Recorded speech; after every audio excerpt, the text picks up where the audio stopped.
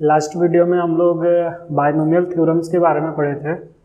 आज हम लोग उसके कुछ प्रॉब्लम्स और उससे रिलेटेड कुछ टर्म के बारे में देखेंगे।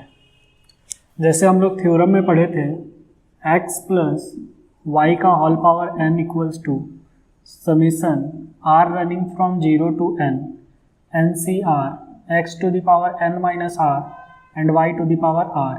ये हम लोग का जनरल टर्म था, ठीक है।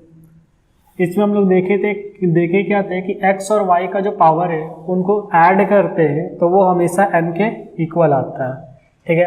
फिर इसमें एक नोट करके एक पॉइंट लिखे थे कि अगर total number of dissimilar term count करना हो किसी भी बाइनोमियल एक्सपेंशन में तो वो हम लोग का होता है n+1। अब उसमें हम लोग दो क्वेश्चंस देखे थे कि अगर ट्राइनोमियल के फॉर्मेट में दिया हुआ रहता है तो पहले हम लोग उसको बाइनोमियल फॉर्मेट में कन्वर्ट करते हैं और उसके बाद फिर उससे हम लोग total number of dissimilar term निकालते हैं। अब इसमें हम लोग और देखेंगे कि कैसे कैसे हम लोग इसमें आगे इसमें बढ़ते हैं, ठीक है। जैसे मान लीजिए हम लोग को एक्सपेंड करना है 2x माइनस 3y का पावर 7, ठीक है। इसको एक्सपेंड करना है हम लोग को, तो 7 तक अगर एक्सपेंड करना है, पावर छोटा ले लेते हैं, मान लीजिए 5 ले रहे हैं, ठीक है। इसको एक्सपेंड करना है तो इसमें जो total number of dissimilar term आएगा वो हम लोग का 6 आएगा, ठीक है। तो इसको एक्सपेंड करके देखते हैं। स्टार्ट कहाँ से करेंगे, NC0 x to the power n minus 0 y to the power 0 plus NC1 x to the power n minus 1 y to the power 1 और इसी तरह से चलते जाएगा NCn x to the power 0 and y to the power n। तो यहाँ पर n का जो वैल्यू है वो मेरा 5 है, ठीक है। और x का जो वैल्यू है उसके जगह पर ये 2x है और y का जो वैल्यू है उसके जगह पे 3y है, ठीक है। लेकिन आप यहाँ पर से देखिए कि यहाँ पर माइनस दिया हुआ है और हम लोग जो एक्सपेंशन पढ़े थे x प्लस वाई का होल पावर n वहाँ पर प्लस रहता था, ठीक है, ये रहता था। अब यहाँ पर क्या करना है कि ये माइनस है तो हम लोग को कुछ करना नहीं है, इस 2x plus minus of 3y to the power 5 कर देंगे और जहाँ जहाँ पर y है वहाँ पर हम लोग माइनस 3y को पुट कर देंगे। बस सिंप्लीफाई करते चलिए।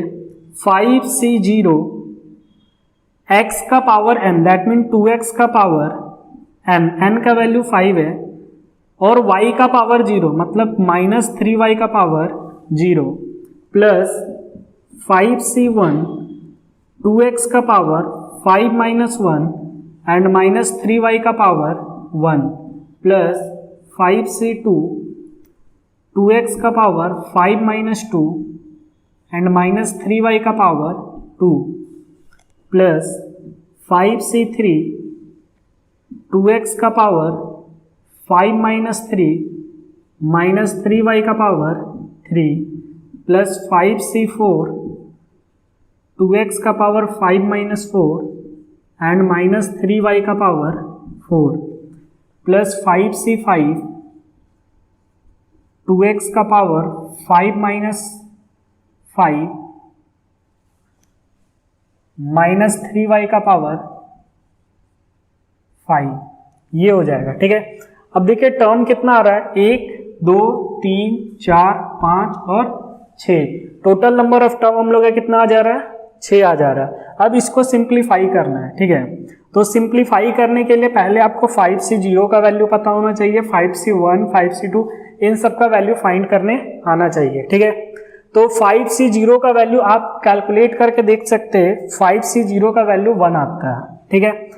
अब यहाँ पर सिंप्लीफाई करते हैं तो ये हो जाएगा 5c0 1 हो जाएगा, कैलकुलेट कर सकते हैं।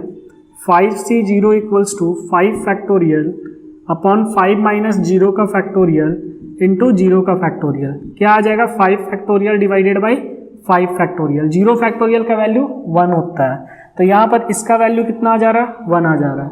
तो 1 इंटू 2x का पावर 5 और किसी चीज़ का पावर अगर 0 होता है तो वो 1 हो जाता है, ठीक है। तो यहाँ पर 1 हो जाएगा प्लस 5c1 का वैल्यू 5 होता है, कैलकुलेट करना है, कर सकते हैं। 5 फैक्टोरियल डिवाइडेड बाई 5 माइनस 1 का फैक्टोरियल इंटू 1 का फैक्टोरियल, 5 इंटू 4 का फैक्टोरियल डिवाइडेड बाई 5 माइनस 1, 4 का फैक्टोरियल इंटू 1 का फैक्टोरियल। ये 4 फैक्टोरियल से 4 फैक्टोरियल कैंसिल हो जाएगा, क्या बच जाएगा, 5 बच जाएगा। ये हो गया 5 और 2x का पावर 4 हो जाएगा, 2x का पावर 4 और माइनस 3y है, ठीक है। तो माइनस का पावर अगर ऑड रहता है तो माइनस हम लोगों का बाहर आ जाता है, ठीक है। तो इसको लिख सकते हैं -3 इंटू वाई प्लस 5 से 2 निकालना है। 5 से 2 का वैल्यू हम लोग का 10 हो जाएगा। देखिए 5 फैक्टोरियल डिवाइडेड बाई 5 माइनस 2 का फैक्टोरियल इंटू 2 का फैक्टोरियल, क्या आ रहा है, 5 factorial divided by 3 factorial into 2 factorial, 5 into 4 into 3 का फैक्टोरियल। तो 3 से 3 कैंसिल हो जाएगा और 2 फैक्टोरियल से ये 2 बार में जाएगा और आंसर कितना आ जाएगा, 10। तो यहाँ पर आ जाएगा 10, 2x का पावर 3 एंड यहाँ पर माइनस का पावर इवन है तो माइनस हम लोग का प्लस हो जाएगा और 3y हो जाएगा प्लस 5c3 का वैल्यू भी 10 ही होगा क्योंकि 5c2 और 5c3 ये हम लोग का सेम होता है, ठीक है। आप निकालना चाहते हैं निकाल सकते हैं। 5c3 equals to 5 factorial divided by 5 minus 3 factorial into 3 factorial. तो 5 into 4 into 3 factorial divided by 2 factorial into 3 factorial. ये और ये कैंसिल हो जाएगा, 2 टाइम्स में 10 आ जाएगा, ठीक है। तो यहाँ पर हो जाएगा 10 टाइम्स 10 इंटू 2x का पावर 2 इंटू माइनस 3y का पावर 3 है, ठीक है। तो माइनस है तो माइनस बाहर निकल जाएगा और इसको उसी तरह से रहने देंगे प्लस 5c4 का वैल्यू हम लोग का 5 आएगा क्योंकि 5c4 और 5c1 का वैल्यू सेम होगा। देखिए जब इन दोनों का एडिशन मेरा n के इक्वल आता है तो उसका वैल्यू हमेशा सेम होता है, मतलब NCR हमेशा इक्वल होगा NCn माइनस R के, ठीक है। NCR हमेशा इक्वल होगा NCn माइनस R का। तो यहाँ पर इसका वैल्यू भी हम लोग का 5 हो जाएगा।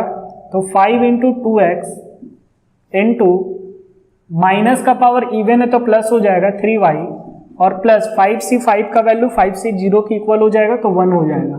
तो 1 इंटू 2x का पावर 0 तो खत्म हो जाएगा और माइनस 3y बच जाएगा।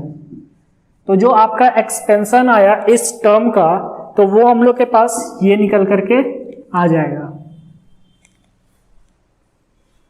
अब आगे हम लोग देखेंगे कि जो एक्सपेंशन हम लोग किए थे अभी उससे आगे चल करके कुछ हम लोग को नए प्रॉब्लम्स देखने के लिए मिलेंगे।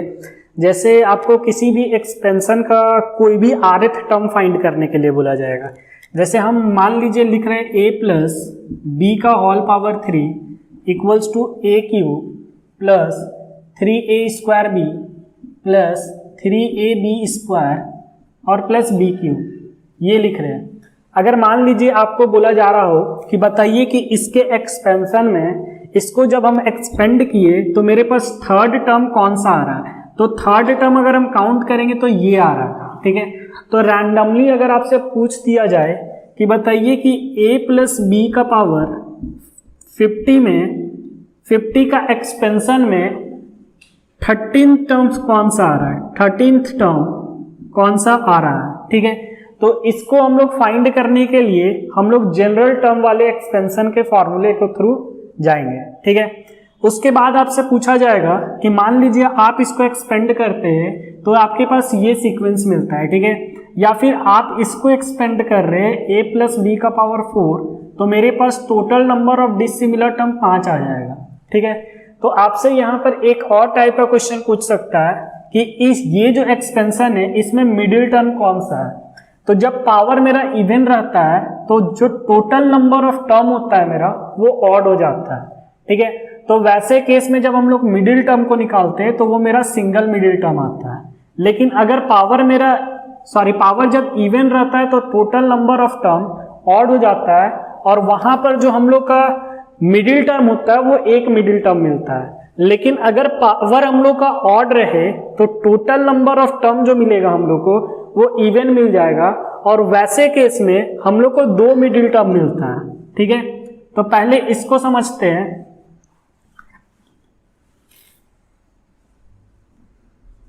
If power is odd, note करके पॉइंट लिखिएगा, if power is odd then total number of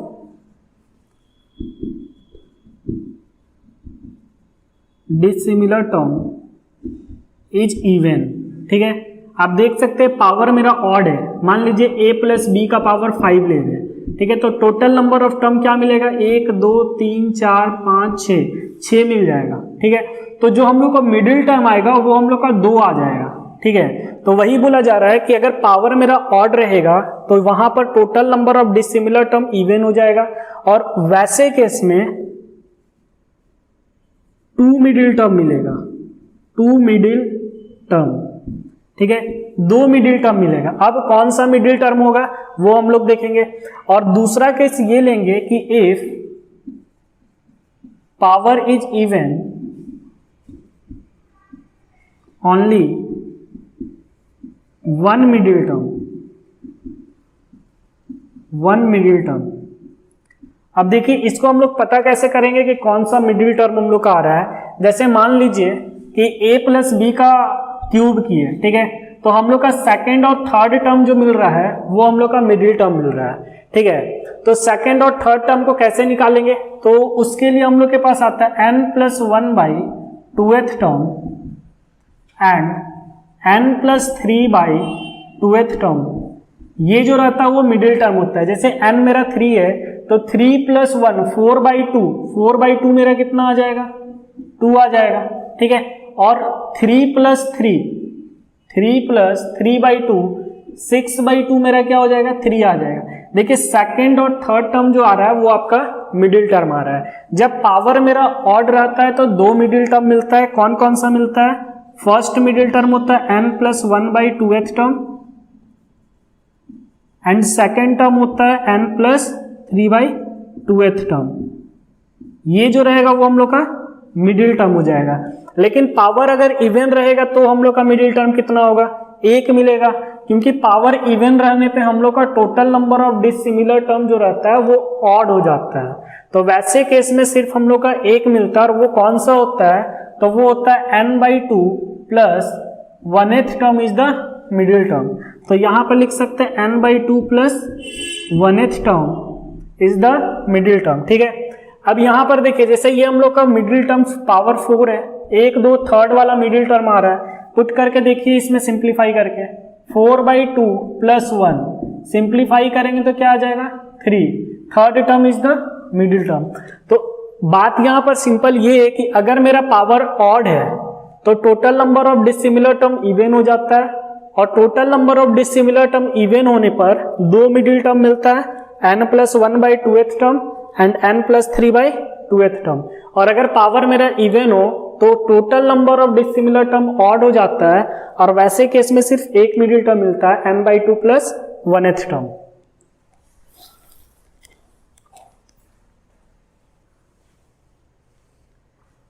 इसके बाद हम लोग देखते हैं मिडिल टर्म के बाद कि हम लोग rth टर्म कैसे फाइंड करते हैं। जैसे मान लीजिए आपको दिया हुआ है 2x²